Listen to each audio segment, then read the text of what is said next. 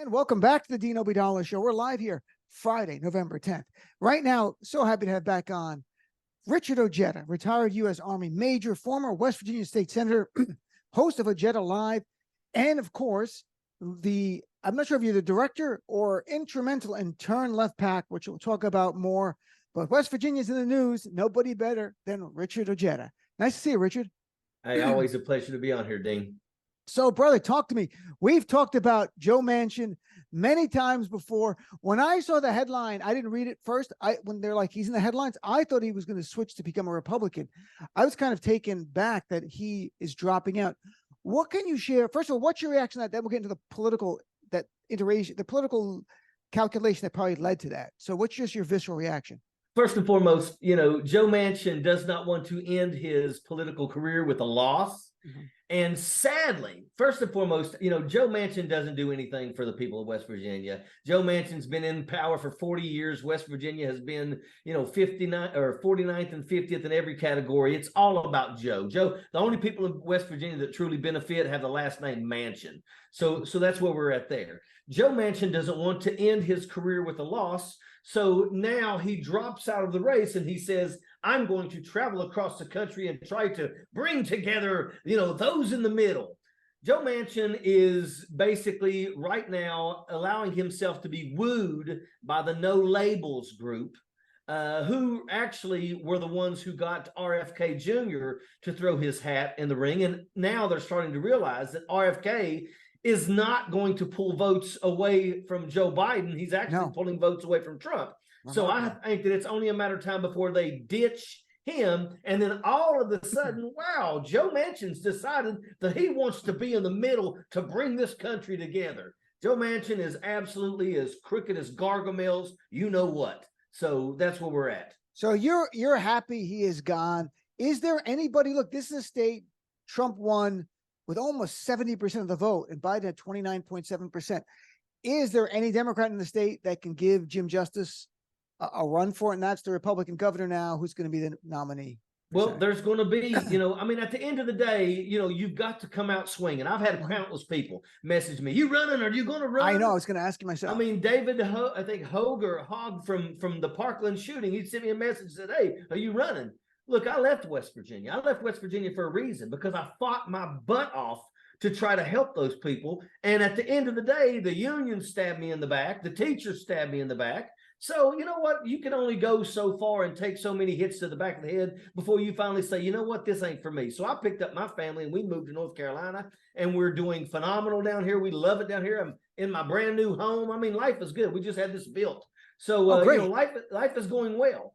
But at the end of the day, the only way you're going to beat people in West Virginia, or you're going to beat Jim Justice, is you got to call him out every day. Jim Justice recently had his helicopter confiscated because Jim Justice don't pay his bills.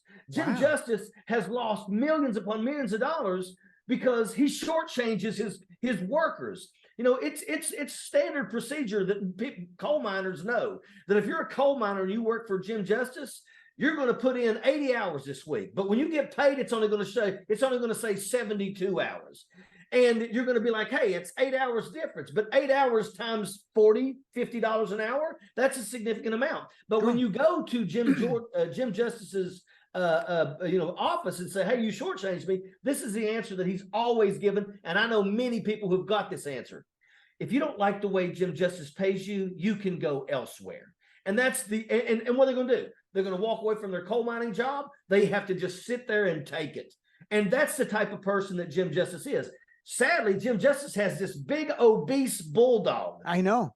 Yeah, and he will take that all around the state. And what's so sad is you see people who should be smart enough going, oh my gosh, it's baby dog. Let's get pictures with baby dog. And they get there and then they act like they've now got this connection with Jim Justice. Everywhere he goes, he has to have a group of people that carry around a chair for him. I don't care. The guy's a living Jabba the Hutt, and I'll bust him out anytime I want because he's not a good person. But let that sink in. The guy has done nothing for the state of West Virginia. One of his first things he did when I was a senator, after he won as a Democrat and then switched 3 weeks later, but he said, I'm going to put $1.6 billion on the backs of the working class citizens in West Virginia because we're going to finally fix our roads. And guess what? We said, fine, let's do it. It's about time. I mean, I come from a place where if you got a 2-lane highway, one of those lanes have already fell off the side of the mountain. And buses are still driving on that. I could send you pictures, Dean. You'd be like, oh my gosh. Wow. And that's West Virginia. But guess what? We didn't get nothing fixed. The money disappeared. We put $1.6 billion towards the roads, and West Virginia is still right now 50th out of 50th in infrastructure. So where'd that money go, Jim Justice? Nobody knows. And really? I mean, he just got busted up in a scandal with the corrections in the state. I mean, let me tell you something. You know, if West Virginia elects Jim Justice, then they deserve what they get. You know, I hate to say that because I grew up in West Virginia. I got family in West Virginia. I got people that I love in West Virginia. I worked my butt off in West Virginia. I almost lost my life when I was running for Senate. You know, I mean, at the end of the day, what can a person do? And I stood on picket lines, and I'm the kind of guy that says, if you want to cross this picket line as a scab, you should get your butt whooped in the process, and I don't care. That's the way it should be. You're going to come take our jobs. It ain't going to be so easy for you. But I could not believe that literally like that, you know, I become the outcast. And you know what? That's okay. I'm happy doing what I do now. So what you paying is a Jim Justice who is beatable if someone were able to raise the money and get their name known. And he was a Democrat. I told people to remind them Trump comes to West Virginia and he switches party allegiance. Was he a real Democrat? Was he actually active in the Democrat Party? He was actually a Republican. He was a Republican his whole life. And then he switched to Democrat with that whole thing. The Republican Party has left me. Right. I'm now a Democrat. Let's go. And he won. And 3 weeks later, he's Donald Trump shows up in Charleston, and there's Jim Justice. I'm switching to Republican. Yeah, whatever. Unbelievable. I'm chatting with Richard Ojeda. So, Richard, you know, you do a lot of work with Democrats in southern states and in red states. So, look, in Kentucky, Andy Beshear wins re-election, a state that is really red usually. Yeah. Are there any lessons Democrats can take from Andy Beshear's victory going forward? Well, let me tell you something. You know, I know Andy Beshear. I've met him a couple of times. He is a great leader. I mean, at the end of the day, it's about when the election is over. When the election ends, the best thing that you can do is you can acknowledge the fact that the race is behind us. Now, every single person out here is my constituent. They may have voted against me, but today my job is to be the governor that they deserve. And that's what Andy Beshear has done. And that's why Andy Beshear won the way that he did. Because at the end of the day, he looks past the party and he solves the problems. And that's, you know, I'll tell you, he's a rising star. He just won his second term. I'll tell you right now, I'd say if him and Gavin decide to do something in 2028, we're back in business again. I think I think you're absolutely right. I think Andy Beshear is someone who is going to run, and it's almost like, I'm not trying to say he's like Bill Clinton in any way as a person, because I don't know all his policy views, but it's that kind of thing. We had, you know, a governor from Arkansas was Bill Clinton. He came up. So are there anything, when you look at the other races, Virginia, Democrats, Glenn Youngkin was going to be the take on Donald Trump. He was going to flip the Senate, and they already had the House of Delegates. Instead, we took the House of Delegates from him and kept the Senate. What about Virginia, which is a mixed state? It's a purplish state. It's not blue. It's not red. It's purple. Any lessons you take from there? Well, I mean, at the end of the day, Rick Santorum said it best. You know, when you put cannabis and you put abortion on the ballot, the people come out. You know, they don't like it. But the truth is that's a big deal. You know, Donald Trump laughs about how he was the one who picked the 3 Supreme Court justices that basically allowed Roe v. Wade to be overturned. Well, guess what? Now it's starting to come to, you know, the fuzziness is starting to come into view. You know, America believes that a woman should have a right to make a decision about her body. They also believe that there is a better opportunity with cannabis than the drugs that Big Pharma is pushing down people's throats. I'm going to tell you right now, you know, when I made West Virginia the 29th state to become legal for medical cannabis, I was able to do that because I gave passionate speeches where I held up 13 dog tags and I said, cannabis cannot bring these people back from the dead, but cannabis can help those people who see their faces and hear their screams when they try to sleep at night. And people were like, wow, you know, I was completely against cannabis. period. Until I had a guy by the name of Rusty Williams walk into my office and said, "Hey, Senator, can we talk about cannabis?" And I had just thrown out a big energy group out of my office because they were trying to get me to allow the state of West Virginia to basically say, screw all the people who live there. If a company wants to go put a gas well right on their property, they can, and there's nothing that the people can do about it. So I threw them out, and he come in and said, he started talking, and I was in my mind thinking, I don't care what this guy has to say. But then he said, and it also helps PTSD. Whoa, excuse me? PTSD. This stuff helps PTSD? And then I just dove right in, researched, and I said, this is my fight. I got to do this. And we won. And that's really a remarkable thing. And I wanted to talk about, veterans issues. Veterans Day is Saturday, is tomorrow. And I saw studies, the VA said suicide rate among veterans has gone down. There was a recent University of Alabama study that showed about there might still be 23 or 24 day.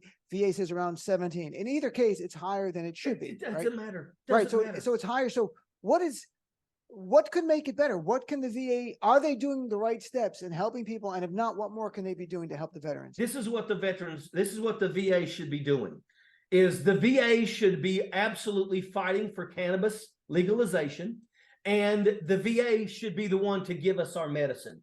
I'm going to tell you right now, I take 400 milligrams of Quetiapine, which is Cyriloquil. This is every night. I take 250 milligrams of Trazodone just so that I can sleep. Oh. And I'm going to tell you right now, I'm not, I have me a little legal. This is legal. It's not even pure marijuana. It's like Delta 8 THC. I take about 2 puffs off this every night before I go to bed, and I sleep like a baby.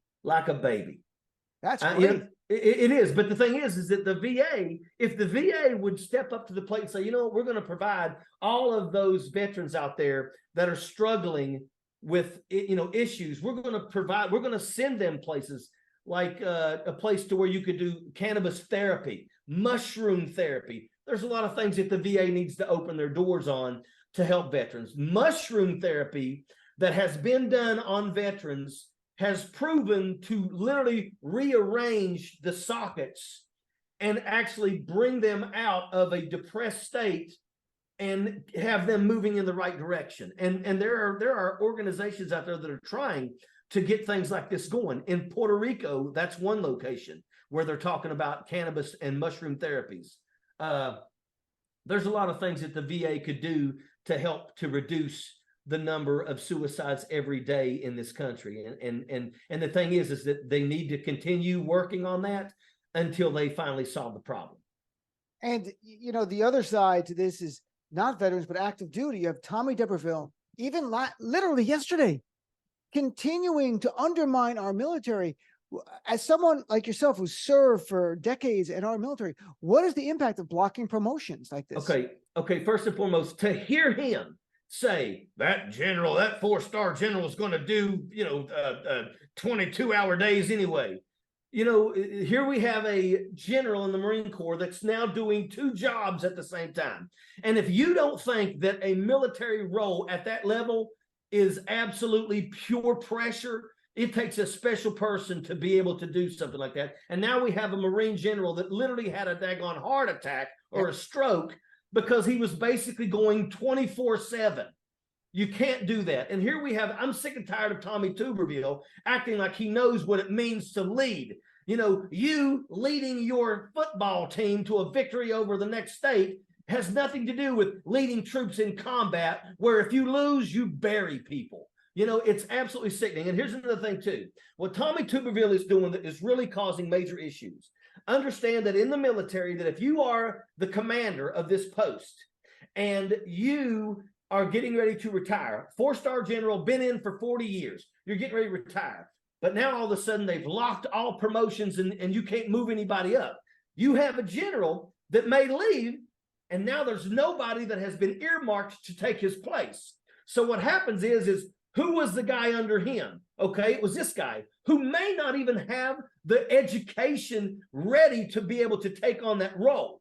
Because usually what happens before you get a certain role, you have to go to a little course. Before you become a company commander, you have to go to the captain's career. You have to go to the captain's career course. You got to go to the command ceremony. What it is? They set it up. And when you become, like, before you become a battalion commander, you got to go off and you got to get trained to be a battalion. That's how it works. So a person who is not correctly trained to be in that level now has to occupy that level. And when that happens, balls get dropped. And when that happens in the military, it could mean people die. And Tommy Tuberville, the moron, doesn't care. And it's all about, the issue we talked about earlier, abortion playing such a big role in politics.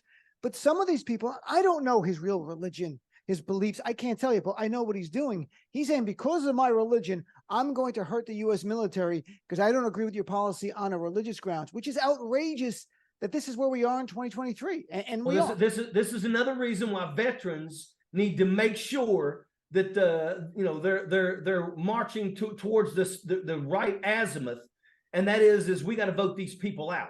We got to vote these people out, because make no mistake about it, he's not veteran friendly. No, he is not veteran friendly at all. And it's sickening that we allow people. And here's the thing: this is another reason why it's important to vote all these jackaloons out. Let's take back the House. Let's increase the lead that we have in the Senate. We already know now it's going to be tough because Joe Manchin has basically placed the Democrat Senate. He's thrown it up in there because he doesn't care.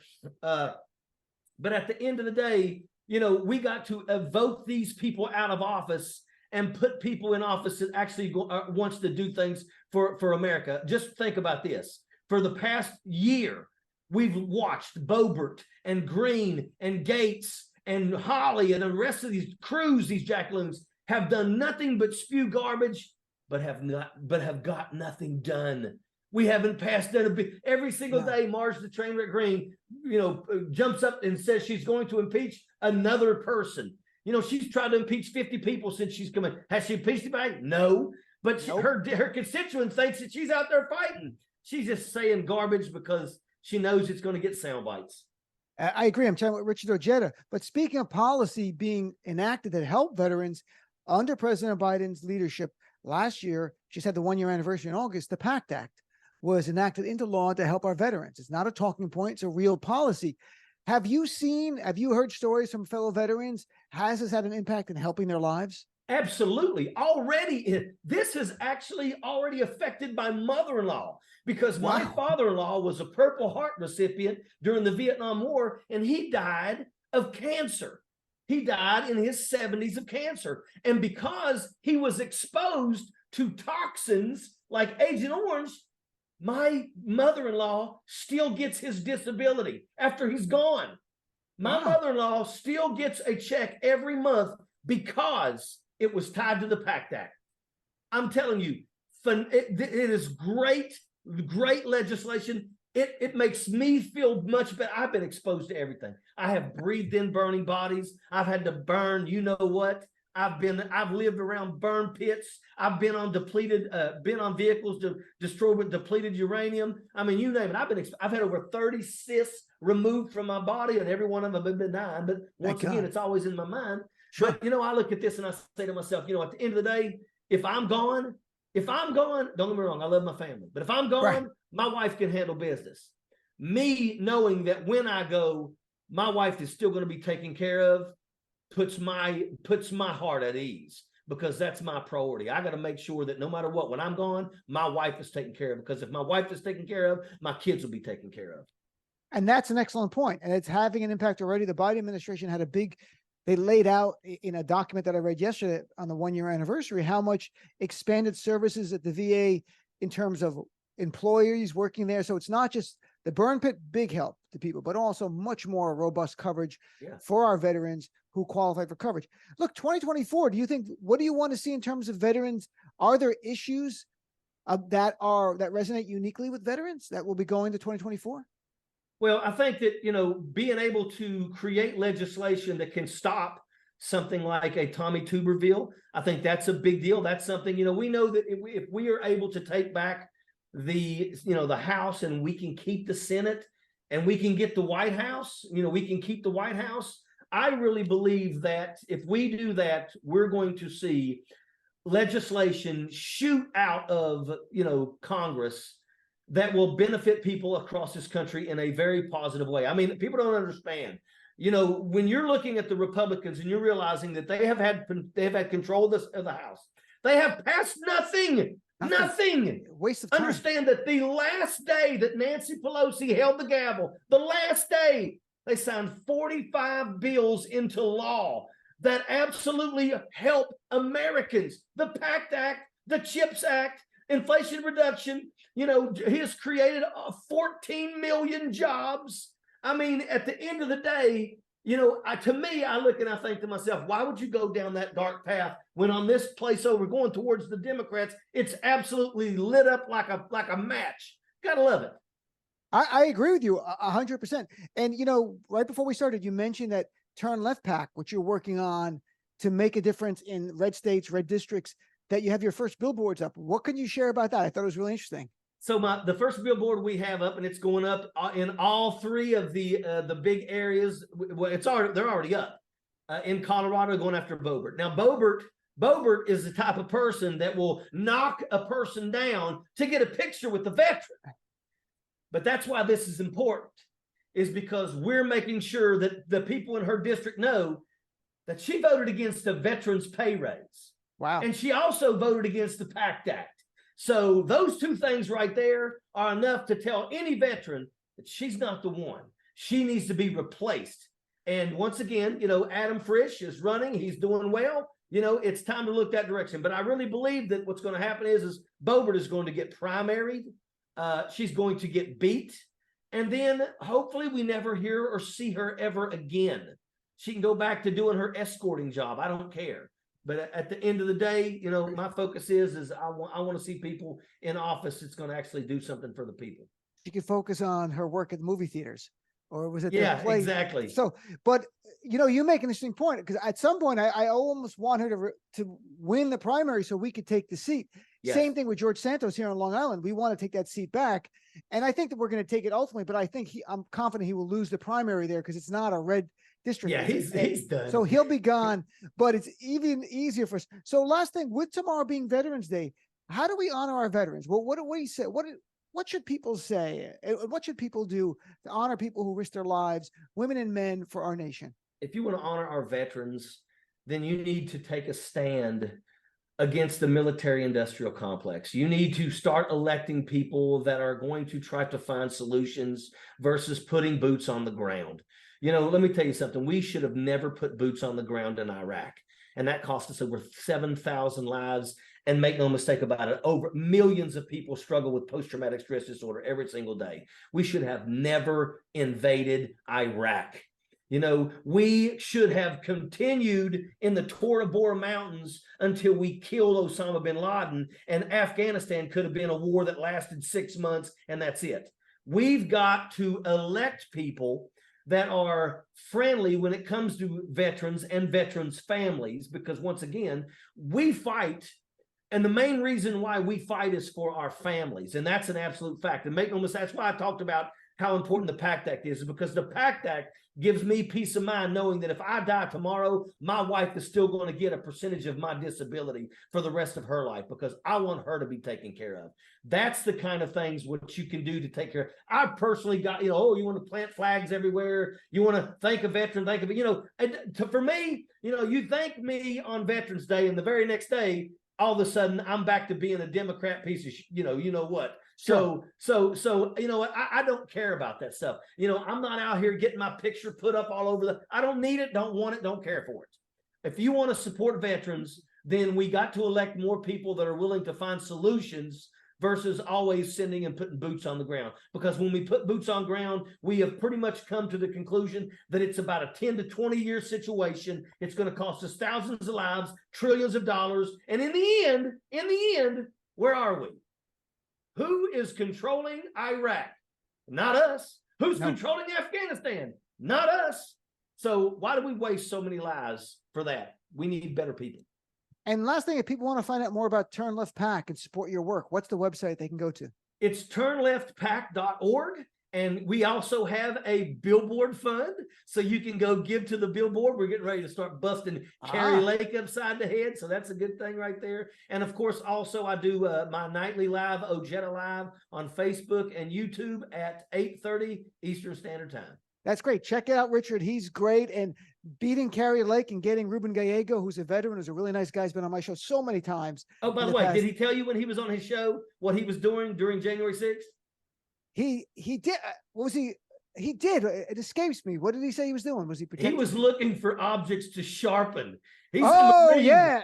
Gallego's a Marine. He was ready to throw down. So that's funny. I love him. All right. Thank you, Richard. Have a great weekend.